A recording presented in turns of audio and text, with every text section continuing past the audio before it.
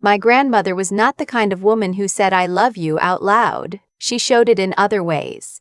She showed it by keeping a spare key to her house on a hook by my childhood bed. The one in the small room off the kitchen where I slept from age 9 until I left for college. She showed it by learning to make the lemon bars I liked, even though she didn't eat sweets herself. And by never once making me feel like a burden after my parents' accident took them both in the same February I turned 9. She showed it by building something worth having and then quietly deciding that I would be the one to have it. She was 71 when I got married. She had a sharp mind and a sharper memory, and she had spent 40 years growing a small property management company in Savannah into something real. She didn't talk about money at the dinner table. She didn't have to. You could see it in the house on Jones Street, in the way contractors called her back within the hour, in the way she paused before speaking and people leaned in. She told me about the fund 3 months before the wedding. We were sitting on her back porch, and she had her reading glasses pushed up on her forehead the way she always did when she was about to say something serious.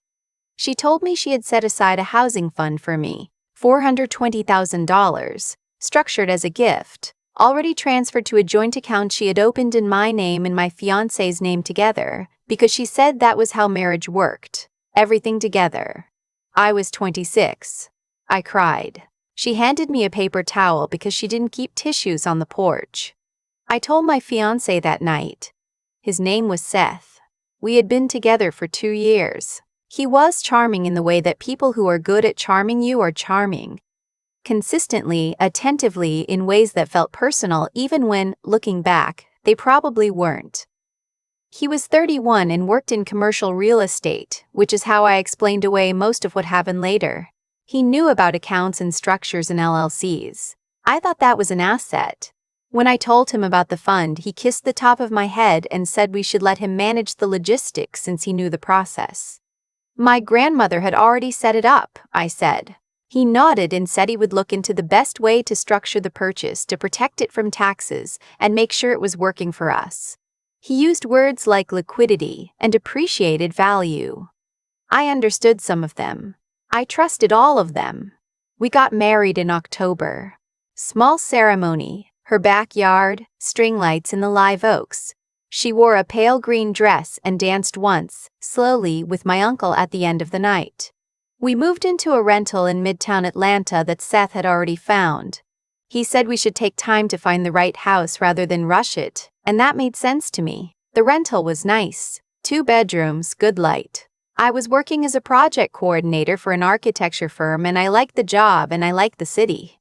Things felt like they were building towards something. His sister Annalise came to visit the second month we were there.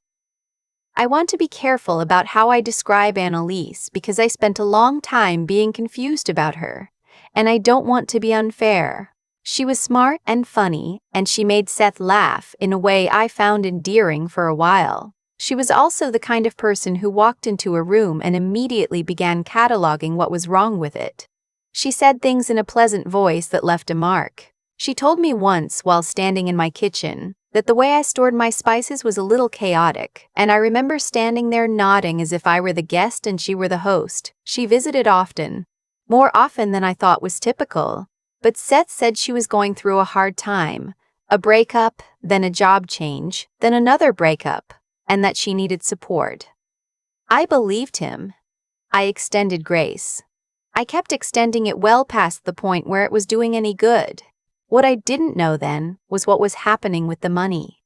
I found out later, through documents I will get to, that Seth had contacted the bank within the first 6 weeks of our marriage.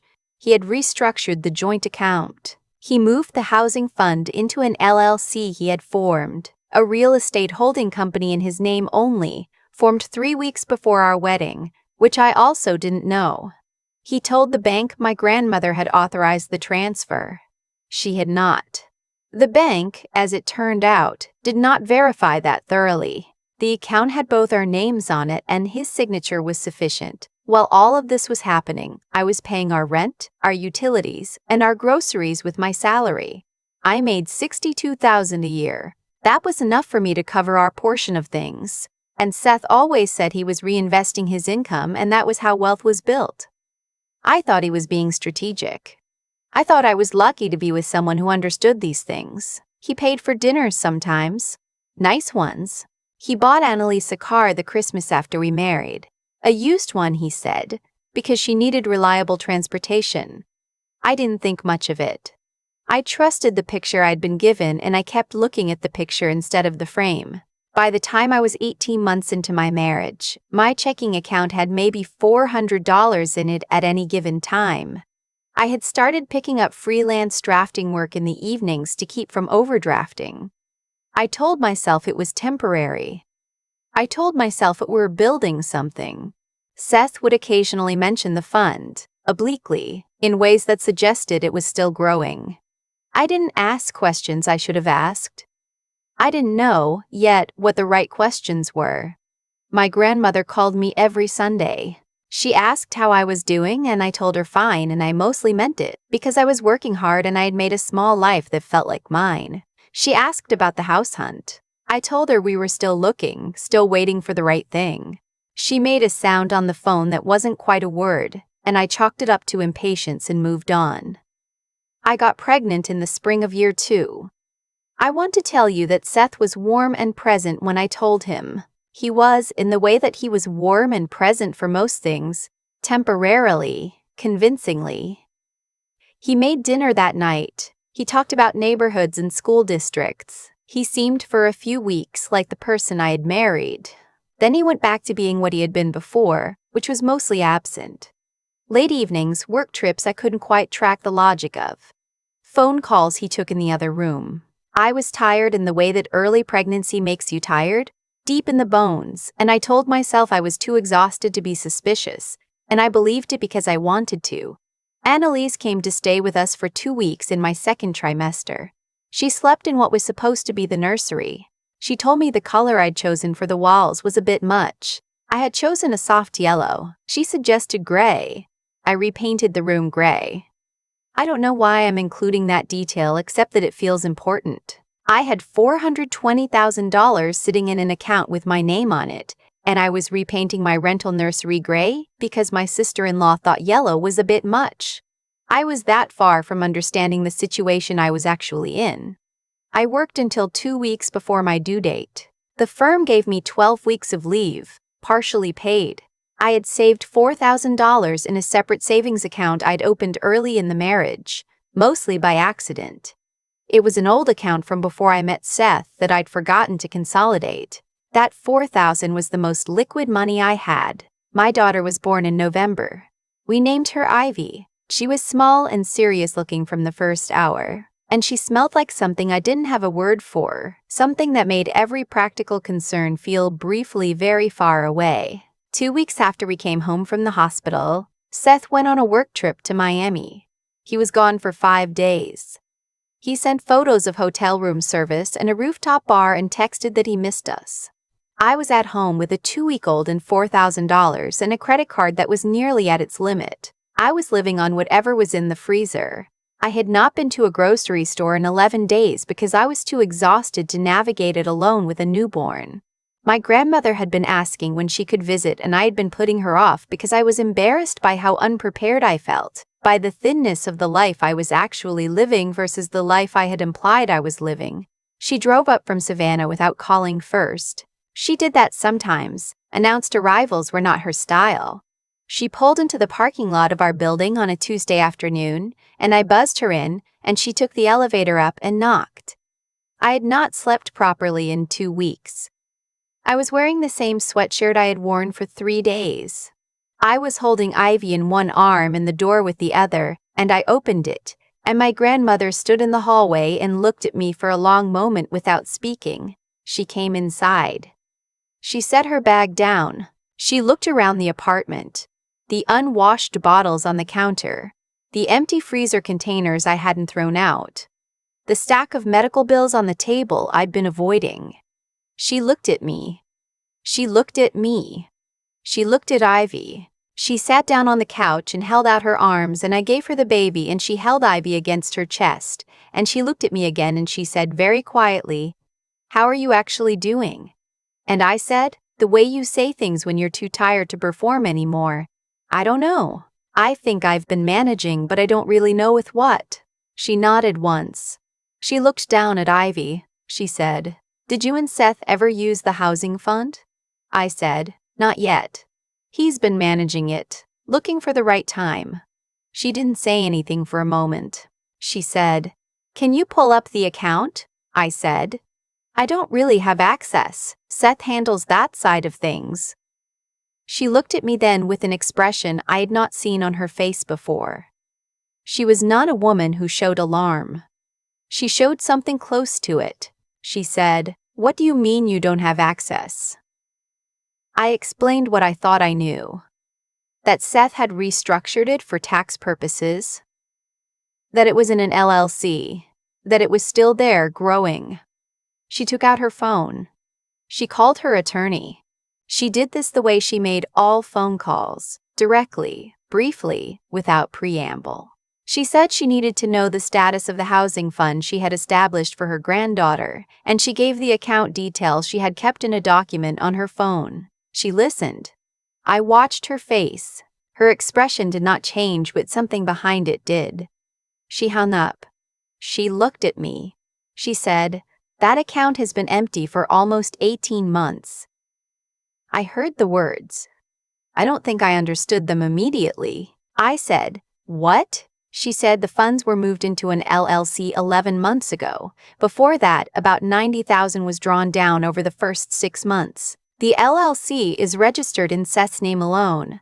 I sat on the edge of the coffee table because I didn't want to sit on the couch and I didn't trust my legs. Ivy was asleep on my grandmother's chest. I thought, absurdly, that it was good she was asleep. My grandmother said, "I'm going to make some calls. I want you to find whatever financial documents you can access in this apartment. Bank statements, anything with the LLC name on it. Can you do that?" I said yes. I was already moving. I found a folder in the filing cabinet in Seth's office. I had never opened it. It was labeled Hold Ends, and inside were 3 months of statements for an account I had never seen, registered to a company called Callaway Meridian Properties, LLC. I did not know the company name. I recognized my home address as the registered business address.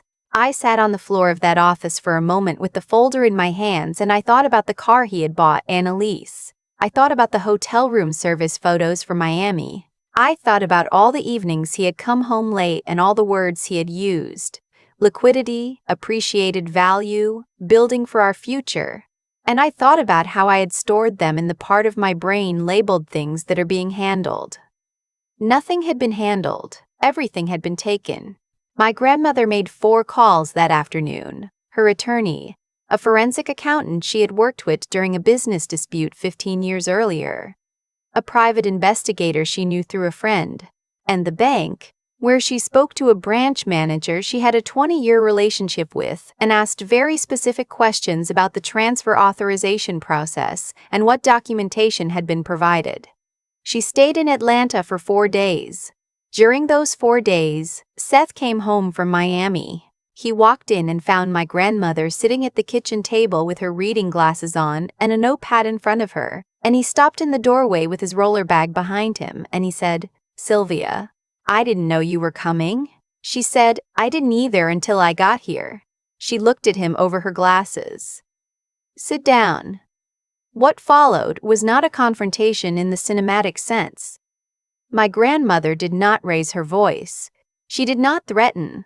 She placed 3 documents on the table: the account transfer records, the LLC registration, and a summary her attorney had prepared overnight, and she said, "I'd like you to explain what these are." Seth looked at the documents. He looked at me. He said something about protecting the asset and tax efficiency and the intention to purchase once the right property came along. He said it the way he said most things, smoothly, with a kind of practiced reasonableness that had worked on me for 2 years.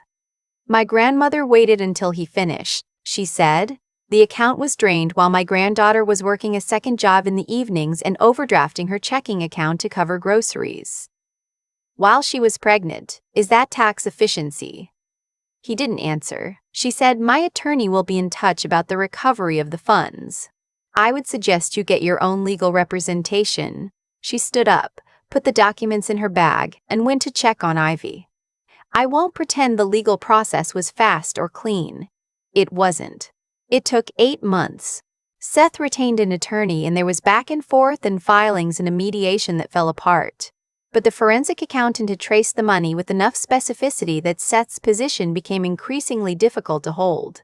The fund had gone to a down payment on a condo, in Annalise's name, to renovations on that condo, to a boat, to a series of dinners and trips and gifts and things I was not part of and never knew about. $340,000 was recovered, not all of it, not the boat, which had been sold, not the renovations, which were in walls. But most of the liquid assets were clawed back through the civil suit and a settlement Seth agreed to in order to avoid a criminal fraud referral, which my grandmother's attorney had made very clear was on the table. Annalise was required to return the proceeds from the condo sale. She did so through a third-party transaction, and I have not spoken to her since. Seth and I divorced? I filed. It was not a complicated divorce because we had no jointly held property that wasn't already in dispute, and no shared accounts because, as it turned out, we had never really had a shared financial life. I had just taken a long time to understand that. I moved back to Savannah. I moved into the garage apartment behind my grandmother's house on Jones Street, the one she had converted for a former tenant years ago. It was small and it was mine and it had good morning light and a door that locked. Ivy took her first steps in my grandmother's backyard, between the azalea bushes in March. My grandmother was sitting in her porch chair and she watched without moving or making a sound, and when Ivy sat down hard on the grass and looked up at her, my grandmother smiled. A real one, the kind she didn't spend casually, and said, "There you go." I got a call in the spring from an architecture firm in Savannah I had applied to before the divorce was final. I got the job. I walked to work twice a week because the office was 12 blocks from the house on Jones Street. My grandmother and I have Sunday dinners now, the three of us. She makes lemon bars sometimes, the ones I liked as a kid. Ivy eats the powdered sugar off the top and leaves the rest, and my grandmother pretends to be offended and then quietly finishes Ivy's portion herself. There are things I think about still. I think about the folder labeled Holdens that sat in a filing cabinet in my own home for 2 years, and I never opened it. I think about all the questions I didn't ask because the answers felt too complicated, or because I trusted someone who had given me reasons to and I didn't examine where those reasons came from. I think about what my grandmother must have heard in my voice on those Sunday calls that made her drive 4 hours without calling ahead. She told me, months later, when I asked her directly, why that day, why without warning. She said, "You kept telling me you were fine. And then one Sunday you told me you were fine and you sounded like someone who had forgotten what fine felt like. I don't know how to be a person who doesn't trust people. I'm not sure I want to be that person, but I know now to read the documents. I know now that the word no is a complete sentence when someone is managing something that is mine. I know now that the people who love you will occasionally show up without calling first, and that is not an inconvenience, that is the whole thing. What Seth did was not a mistake or a misunderstanding or a difference in financial philosophy. My grandmother's attorney said it plainly in a document. It was fraud. The civil judgment used that word, and it is the right word, and I have stopped softening it in my own mind to make it easier to have been married to. He targeted me the way a person targets someone they have assessed and found useful. I was young, I had a wealthy grandmother, I had been raised in a way that made me inclined toward trust and work, and not taking up too much space. I fit a profile. I have thought about that a lot. But I also think about the garage apartment with the good morning light. I think about Ivy between the azalea bushes. I think about my grandmother finishing the lemon bars and pretending she didn't want them. I think about picking up the phone one Sunday and not performing fineness for the first time in 2 years, and what happened because of it. That is the part I hold on to, that when something real was happening, the person who loved me most had already noticed. She had been noticing for a while. She was already in the car. I've thought a lot about the word trust since all of this, not in a bitter way, or not only in a bitter way, but in the way you think about a tool you used wrong for a long time and are trying to understand better. I trusted Seth because he presented himself as someone worth trusting. He used the right language. He made the right gestures. He was consistent in the ways that matter early on when you're still deciding what kind of person someone is. And I think, someone who made it easy. I had been raised by a woman who built things quietly and didn't explain herself much. And somewhere along the way I had internalized the idea that competence was its own kind of privacy. That the people who knew what they were doing didn't need to narrate it. So when Seth said he was handling things, I believed him. Because handling things without explaining yourself felt familiar. It felt like what capable people did. That was not wisdom. That was a pattern I had mistaken for wisdom. What I understand now is that trust without verification is not actually trust. It's hope. And hope is fine. Hope is necessary, but it is not a financial strategy, and it is not a substitute for reading the documents with your own eyes. My grandmother had built a company over 40 years, and she trusted people constantly. Contractors, attorneys, tenants, managers, but she always read the documents. She had the account information saved in her phone. She noticed when something stopped adding up. The intelligence she brought to her relationships was not suspicion, it was attention. There is a difference, and it matters enormously. Seth made choices. He made them deliberately, over a long period of time, and he made them knowing exactly what they cost me. There is no version of what happened that is a misunderstanding or a difference in values or a communication failure. He moved money that was mine into an account I didn't know existed, and he spent it while I was overdrafting my checking account to buy groceries and doing freelance work at 11 at night after a full day of employment while pregnant. Those are not the actions of someone who made a mistake. They are the actions of someone who decided, at some point, that I was a resource rather than a person. I have stopped finding softer words for it. But here is the thing about Ivy taking her first steps between the azalea bushes in my grandmother's backyard. I was there. I was present and clear-eyed, and living in a place that was genuinely mine, and I watched my daughter stand up and decide to move forward and then sit back down on the grass and look at Sylvia like she was checking whether that counted. And it did count.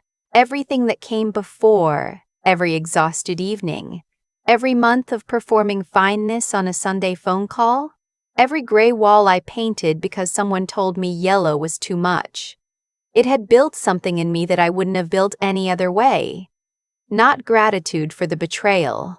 I'm not interested in that framing, but a clarity about what I actually need, what I will and won't accept, what my own name on a document is supposed to mean. I earned that clarity at a cost I didn't choose. I'm keeping it anyway. Sylvia didn't save me by arriving that Tuesday. She noticed, and she asked, and she stayed. What saved me was being too tired to pretend anymore. Sometimes that's what it takes, not a grand decision to be honest, but just the simple exhaustion of maintaining a fiction that was never yours to begin with. I think about that when things are hard now. I think about what it felt like to open the door and just tell the truth about how I was doing. How much lighter everything became in the next hour. Not because anything was fixed, but because I had stopped carrying it alone. That's the part I'd give anyone, if I could. Not the legal strategy, not the forensic accountant's number, not the civil judgment. Just that, at some point, put down the performance. The people who are really there will already be at the door.